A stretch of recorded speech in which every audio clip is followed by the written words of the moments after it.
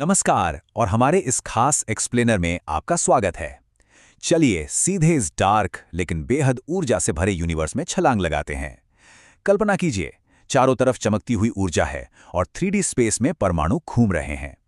उनके केंद्र के चारों ओर ये छोटे छोटे इलेक्ट्रॉन्स और प्रोटॉन्स लगातार चक्कर लगा रहे हैं। तो आज का हमारा विषय है विद्युत आवेश तथा क्षेत्र, यानी इलेक्ट्रिक चार्जेस एंड फील्ड्स।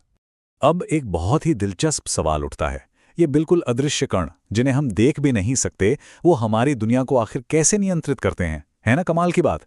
हम अपने आसपास जो भी भौतिक नियम काम करते हुए देखते हैं ना, उनके पीछे इन्हीं छोटे छोटे इलेक्ट्रॉन्स और प्रोटॉन्स का सबसे बड़ा हाथ होता है। तो चलिए इस रहस्य से पर्दा उठाते हैं और समझते हैं कि कैसे ये कण मिलकर इतने शक्तिशाली बल पैदा करते हैं जो असल में इस पूरी दुनिया को चला रहे हैं। आगे बढ़ने से पहले जल्दी से देख लेते हैं कि आज के इस एक्सप्लेनर में हम क्या क्या कवर करने वाले हैं। सबसे पहले हम समझेंगे कि विद्युत आवेश क्या है, फिर इसके प्रमुख गुण, उसके बाद चालक और विद्युत रोधी पदार्थों पर बात करेंगे, फिर आएगा बहुत ही जरूरी कूलाम का नियम, और अंत में हम अध्यारोपण के सिद्धांत को डिकोड करेंगे। तो चलिए बिना किसी देरी के अपने पहले टॉपिक से शुरू करते हैं। विद्युत आवेश क्या है? आपको बचपन का वो जादू तो याद ही होगा, जब हम कंघी को बालों पर रगड़ते थे और वो कागज के छोटे छोटे टुकड़ों को अपनी तरफ खींचने लगती थी। वो कोई जादू नहीं था, बल्कि वही तो विद्युत आवेश था। अगर हम इसे 3D में विजुअलाइज करें तो आवेश मुख्य रूप से दो तरह के होते हैं। चमकते हुए लाल कण धनात्मक आवेश यानी प्रोटॉन है, और नीले कण ऋणात्मक आवेश यानी इलेक्ट्रॉन्स हैं। और प्रकृति का एक बहुत ही सिंपल लेकिन सख्त नियम है, एक जैसे आवेश हमेशा एक दूसरे को दूर धकेलते हैं, जबकि अलग अलग यानी विपरीत आवेश एक दूसरे को अपनी ओर खींचते हैं, बिल्कुल मैग्नेट्स की तरह। अब आते हैं अपने दूसरे भाग पर, आवेश के प्रमुख गुण। इन छोटे परमाणविक कणों के दो बहुत ही खास गुण होते हैं जिन्हें समझना बिल्कुल क्रूशियल है। पहला है आवेश का संरक्षण या कंजर्वेशन। इसका मतलब है कि आवेश को ना तो कभी बनाया जा सकता है और ना ही नष्ट किया जा सकता है, ये बस एक जगह से दूसरी जगह ट्रांसफर होता है। और दूसरा गुण है क्वांटीकरण। ये थोड़ा टेक्निकल लगता है, लेकिन इसका सीधा सा मतलब ये है कि आवेश हमेशा एक फिक्स्ड न्यूनतम मात्रा के पैकेट्स में ही मौजूद होता है। जब भी इलेक्ट्रॉन्स का आदान प्रदान होता है, वो हमेशा इन्हीं सख्त नियमों से बंधा होता है। चलिए अब आगे बढ़ते हैं अपने तीसरे टॉपिक की ओर, चालक और विद्युत रोधी पदार्थ। जब ये ऊर्जा से भरे कण अलग अलग तरह के पदार्थों के अंदर जाते हैं तो इनका बर्ताव बिल्कुल बदल जाता है। चालक यानी कंडक्टर्स को ही ले लीजिए, जैसे कि धातुएं। इनमें इलेक्ट्रॉन्स पूरी तरह से आजाद होते हैं और बिना किसी रुकावट के बह सकते हैं। लेकिन दूसरी तरफ विद्युत रोधी यानी इंसुलेटर्स, जैसे लकड़ी या प्लास्टिक, इनमें इलेक्ट्रॉन्स इस तरह आजाद होकर नहीं घूम सकते हैं। और यही वो मुख्य कारण है कि बिजली कुछ चीज़ों के आर पार बड़ी आसानी से दौड़ जाती है, जबकि कुछ में पूरी तरह से ब्लॉक हो जाती है। अब समय है हमारे चौथे और सबसे अहम टॉपिक का, कूलॉम का नियम। सोचिए, अंतरिक्ष में ये चमकते हुए आवेशित कण तैर रहे हैं। इनके बीच आखिर कितना बल या फोर्स लग रहा है, इसे हम कूलॉम के नियम से नापते हैं। इस फॉर्मूले को जरा ध्यान से डिकोड करते हैं। F is equal to K Q1 Q2 divided by R square. यहाँ F वो बल है जो इन दो आवेशों के बीच लग रहा है, और Q1 और Q2 उनकी मात्राएं हैं। सिंपल सी बात है, अगर इन आवेशों का अमाउंट बढ़ेगा तो बल भी बढ़ जाएगा। लेकिन फॉर्मूले के नीचे मौजूद R स्क्वायर पर ध्यान दीजिए, ये उनके बीच की दूरी का वर्ग है। इसका मतलब है कि अगर आप दोनों कणों के बीच की दूरी को थोड़ा सा भी बढ़ाएंगे तो उनके बीच का बल बहुत तेजी से कम हो जाएगा। इस बात को लेकर एक बहुत ही खूबसूरत कोट है जो कहता है कि दो आवेशों के बीच लगने वाला इलेक्ट्रोस्टैटिक बल बिल्कुल वैसा ही है जैसा हमारे ब्रह्मांड में बड़े बड़े ग्रहों के बीच लगने वाला गुरुत्वाकर्षण बल। सोचकर देखिए, कितनी कमाल की समरूपता है। जो नियम इस अनंत और विशाल ब्रह्मांड को जोड़े रखता है, बिल्कुल वही नियम क्वांटम स्तर पर इन छोटे छोटे अदृश्य कणों को भी कंट्रोल कर रहा है। मुझे पता है कभी कभी ये गणित थोड़ा मुश्किल लग सकता है, लेकिन अगर हम इसे सही स्टेप्स में बांट लें तो ये बहुत आसान हो जाता है। पहला स्टेप, सबसे पहले आवेशों की मात्रा और उनके बीच की दूरी को पहचानें। दूसरा स्टेप, सीधा हमारा formula F is equal to K Q1 Q2 upon R square apply करें। और तीसरा स्टेप, सही यूनिट्स का ध्यान रखते हुए फाइनल फोर्स को कैलकुलेट कर लें। बस इतना ही। इस तरह से एक अमूर्त सा दिखने वाला समीकरण एक बहुत ही प्रैक्टिकल टूल में बदल जाता है। अब हम पहुंच गए हैं अपने पांचवें और आखिरी भाग पर, अध्यारोपण का सिद्धांत। अब जरा इमेजिन कीजिए, क्या होगा अगर किसी एक ही बिंदु पर बहुत सारे अलग-अलग आवेश एक साथ अपना बल लगाने लगे। यहीं पर काम आता है अध्यारोपण का सिद्धांत, यानी सुपरपोजिशन प्रिंसिपल।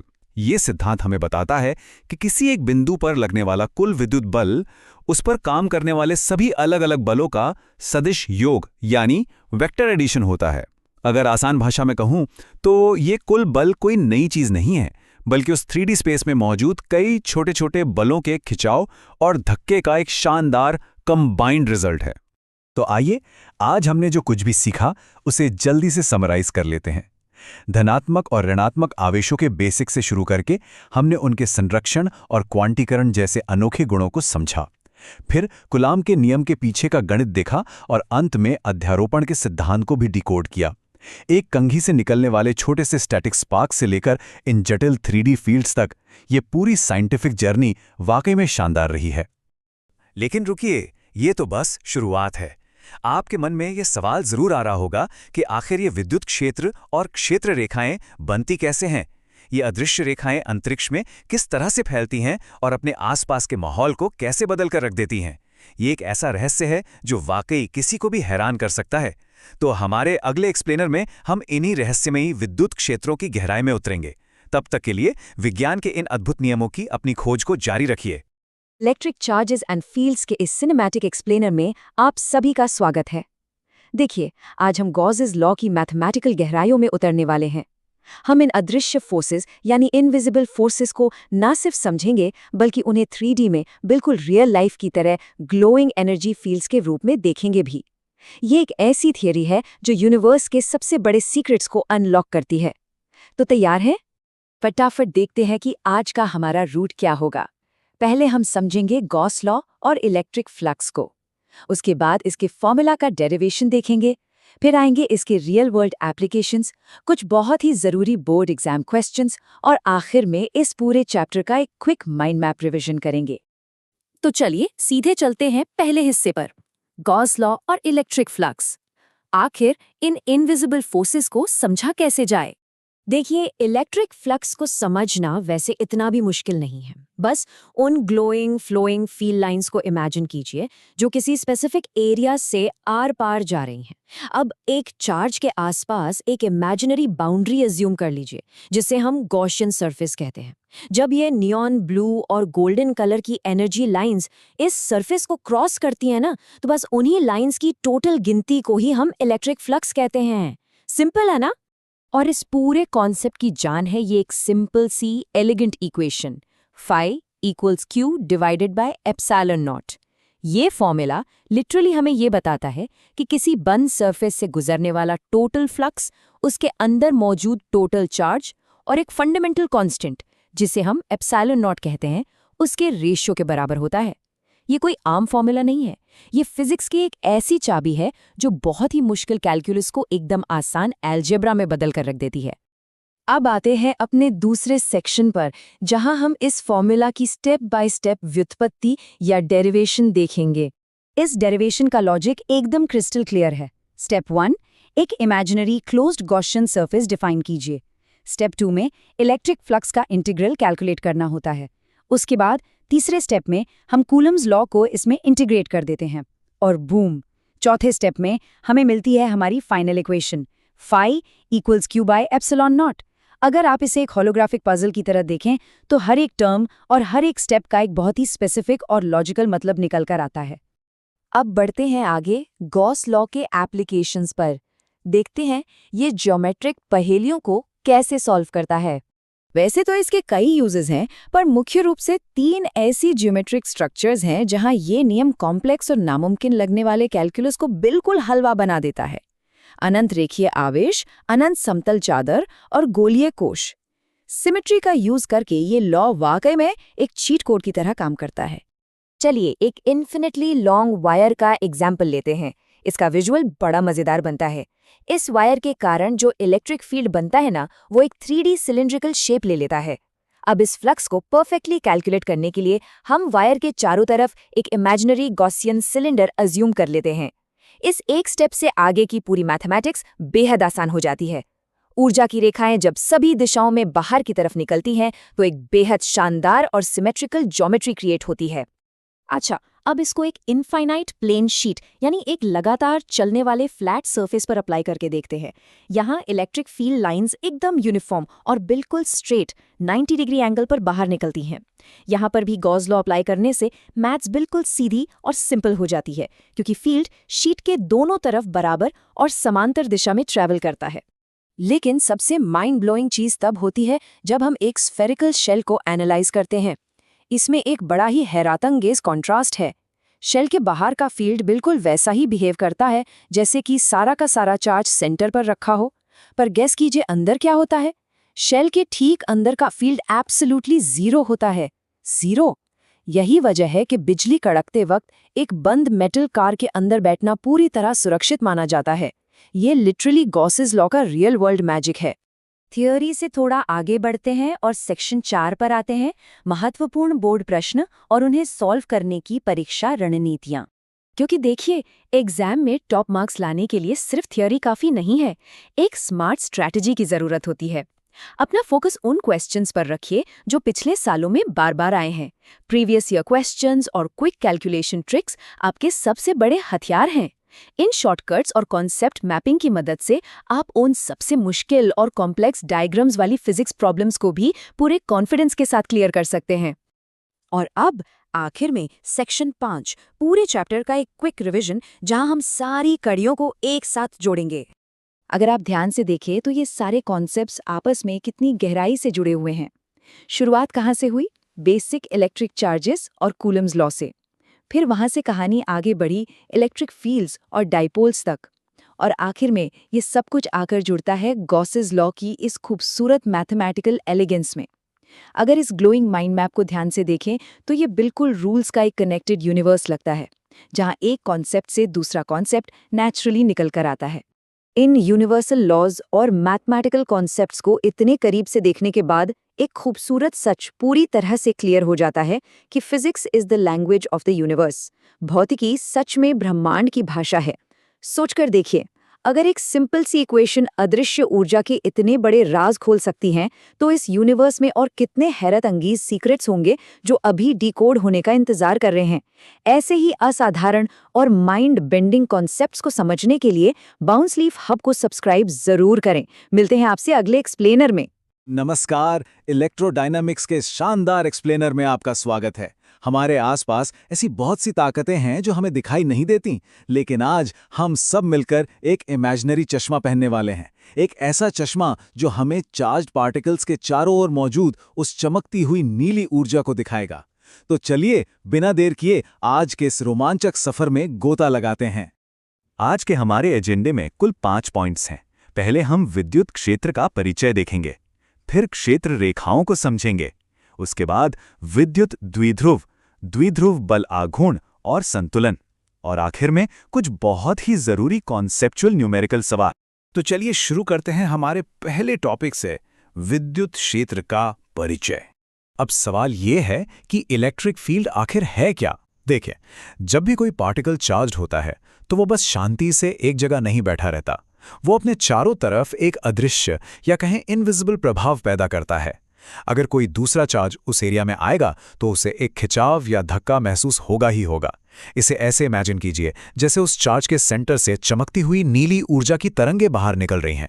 ये कोई जादू नहीं है, बल्कि यही वो असली ताकत है जो इलेक्ट्रिक फोर्स को एक जगह से दूसरी जगह ले जाती है। लेकिन इस फोर्स को हम सिर्फ फील तो नहीं कर सकते ना, इसे मापना भी जरूरी है। यही काम आता है हमारा फॉर्मूला E = F/Q। आसान भाषा में समझें तो किसी भी पॉइंट पर इस फील्ड की ताकत इस बात पर डिपेंड करती है कि वो फील्ड एक बहुत ही छोटे से टेस्ट चार्ज, जिसे हम Q कहते हैं, उस पर कितना फोर्स यानी F लगाता है। इस E = F/Q के कुछ बहुत ही खास गुण हैं। क्योंकि फोर्स को न्यूटन में और चार्ज को कूलॉम में नापते हैं, तो इसका SI मात्रक बन गया न्यूटन प्रति कूलॉम। और सबसे अहम बात, ये एक वेक्टर क्वांटिटी है, मतलब इसमें सिर्फ ताकत ही नहीं, एक पक्की दिशा भी होती है। और ये दिशा कैसे तय होती है? बिल्कुल सिंपल, एक पॉजिटिव टेस्ट चार्ज को उस फील्ड में रख दीजिए, जिस तरफ उस पर फोर्स लगेगा वही हमारे इलेक्ट्रिक फील्ड की दिशा होगी। चलिए आगे बढ़ते हैं सेक्शन 2 पर विद्युत क्षेत्र रेखाओं की कल्पना। अब इन अदृश्य लाइंस को थोड़ा विजुअलाइज करते हैं। इनका बिहेवियर ना बिल्कुल चुंबक की तरह होता है। अगर दो एक जैसे चार्जेस हैं, मान लीजिए दोनों पॉजिटिव हैं, तो उनकी फील्ड लाइंस एक दूसरे को धक्का देकर दूर भागती हैं, रिपेल करती हैं। लेकिन अगर एक पॉजिटिव और एक नेगेटिव चार्ज पास आ जाएं, तो अब ये लाइंस बड़ी खूबसूरती से एक दूसरे की तरफ अट्रैक्ट होती हैं। पॉजिटिव से निकलकर सीधे नेगेटिव में जाकर स्मूथली कनेक्ट हो जाती हैं। इन फील्ड लाइंस के कुछ बहुत ही कड़े नियम हैं जो कभी नहीं टूटते। पहला, इनकी डायरेक्शन हमेशा पॉजिटिव से नेगेटिव की ओर ही होगी। दूसरा, और ये बहुत दिलचस्प है, दो लाइनें कभी भी एक दूसरे को इंटरसेक्ट या क्रॉस नहीं कर सकती। सोचिए, अगर वो क्रॉस कर गईं तो इंटरसेक्शन वाले पॉइंट पर फील्ड की दो दिशाएं हो जाएंगी, जो कि फिजिक्स के हिसाब से बिल्कुल इम्पॉसिबल है। और तीसरा नियम, जहां ये लाइनें एकदम घनी होंगी, पास पास होंगी, समझ जाइए वहां फील्ड सबसे ज्यादा स्ट्रांग है। अब आते हैं सेक्शन 3 पर विद्युत द्विध्रुव यानी इलेक्ट्रिक डायपोल को समझना। डायपोल क्या है? खैर, ये फिजिक्स के सबसे जरूरी सेटअप्स में से एक है। इसमें बस दो पॉइंट चार्जेस होते हैं, एक पॉजिटिव और एक नेगेटिव। दोनों की वैल्यू एकदम बराबर होती है और उन्हें एक बहुत ही छोटी फिक्स्ड दूरी पर रखा जाता है। आपको जानकर हैरानी होगी कि ये छोटा सा सेटअप हमारे नेचर में हर जगह मौजूद है, यहां तक कि पानी के मॉलिक्यूल्स में भी। और इस डायपोल की ताकत मापने के लिए हमारे पास एक सिंपल सा फॉर्मूला है, P = Q × 2a। यहां P हमारा डायपोल मोमेंट है, Q किसी एक चार्ज की वैल्यू और 2a उनके बीच की टोटल दूरी। इसे हमेशा एक वेक्टर एरो की तरह सोचिए जो नेगेटिव चार्ज से पॉजिटिव चार्ज की तरफ पॉइंट कर रहा है। ये फॉर्मूला हमें बताता है कि बाहरी फील्ड में ये डायपोल कितना दमदार साबित होगा। नेक्स्ट है सेक्शन 4, द्विध्रुव बल आघूर्ण यानी टॉर्क और संतुलन। असली सिनेमैटिक एक्शन तब शुरू होता है जब इस डायपोल को किसी बाहरी इलेक्ट्रिक फील्ड के अंदर रख दिया जाता है। जैसे ही ये अंदर जाता है, इस पर एक टॉर्क काम करने लगता है। ये टॉर्क इसे घुमाने की कोशिश करता है। पॉजिटिव चार्ज फील्ड की दिशा में खिंचता है और नेगेटिव उल्टी दिशा में। इससे एक जबरदस्त रोटेशन पैदा होता है और ये तब तक घूमता है जब तक ये खुद को फील्ड लाइंस के साथ सेट यानी अलाइन न कर ले। जब ये घूमना बंद करता है तो दो तरह के संतुलन या इक्विलिब्रियम बनते हैं। पहला है स्टेबल इक्विलिब्रियम, जब डायपोल फील्ड लाइंस के बिल्कुल पैरेलल हो जाता है। ये इसकी सबसे रिलैक्स स्टेट है। लेकिन अगर आप इसे बिल्कुल उल्टा यानी एंटी पैरेलल रख दें तो ये अनस्टेबल इक्विलिब्रियम में आ जाता है। यहां ये रुका तो रहेगा, लेकिन जरा सा भी डिस्टर्बेंस हुआ तो ये झटके से घूमकर वापस अपनी स्टेबल पोजीशन में जाने की पूरी कोशिश करेगा। और अब हमारा आखिरी सेक्शन, महत्वपूर्ण संख्यात्मक प्रश्नों को हल करना। तो थ्योरी तो बहुत हो गई, अब इसे अप्लाई कैसे करें? एक बहुत ही क्लासिक सवाल आता है कि एक स्टैंडर्ड डायपोल के आसपास किसी पॉइंट पर नेट इलेक्ट्रिक फील्ड इंटेंसिटी कैसे कैलकुलेट करें? ये सिर्फ मैथ्स नहीं है, ये इस बात का टेस्ट है कि क्या हम सच में समझ पाए हैं कि दो चार्जेस के फील्ड्स आपस में कैसे इंटरैक्ट करते हैं। ऐसे सवालों को सॉल्व करने का एक बहुत ही सिंपल 3 स्टेप का तरीका है। स्टेप 1, सबसे पहले देखिए कि सवाल में क्या क्या दिया है, जैसे चार्ज Q की वैल्यू और उनके बीच की दूरी 2a। स्टेप 2, तुरंत अपना dipole moment formula P = Q × 2a लगाइए। और एक बार P मिल गया ना, तो स्टेप 3, अपना सही फील्ड फॉर्मूला यूज करके नेट E निकाल लीजिए। इस तरह लॉजिकल और स्टेप बाय स्टेप चलने से कोई भी न्यूमेरिकल गलत नहीं होगा। तो आज के इस एक्सप्लेनर में हमने क्या क्या मास्टर किया? हमने इलेक्ट्रिक फील्ड के अदृश्य प्रभाव को महसूस किया, कभी न टकराने वाली फील्ड लाइंस के कड़े नियम समझे और डायपोल के रोटेशन और इक्विलिब्रियम के शानदार मैकेनिक्स को जाना। इन बेसिक्स को विजुलाइज करने के बाद आगे की फिजिक्स एकदम आसान लगने लगेगी। लेकिन पिक्चर अभी बाकी है। जब बहुत सारे चार्जेस एक साथ आ जाएं, तो हम उस कॉम्प्लेक्स फील्ड को कैसे कैलकुलेट करते हैं? यही एंट्री होती है गॉस के नियम की, जिसे हम अपने अगले एक्सप्लेनर में डिकोड करेंगे। पर जाने से पहले जरा इस बारे में सोचिएगा, अगर ये इलेक्ट्रिक फील्ड सच में अदृश्य है, तो क्या ब्रह्मांड की हर खाली जगह वास्तव में ऊर्जा के इन इनविजिबल जालों से भरी हुई है? इस सवाल को अपने दिमाग में घूमने दीजिए और मिलते हैं अगले एक्सप्लेनर में।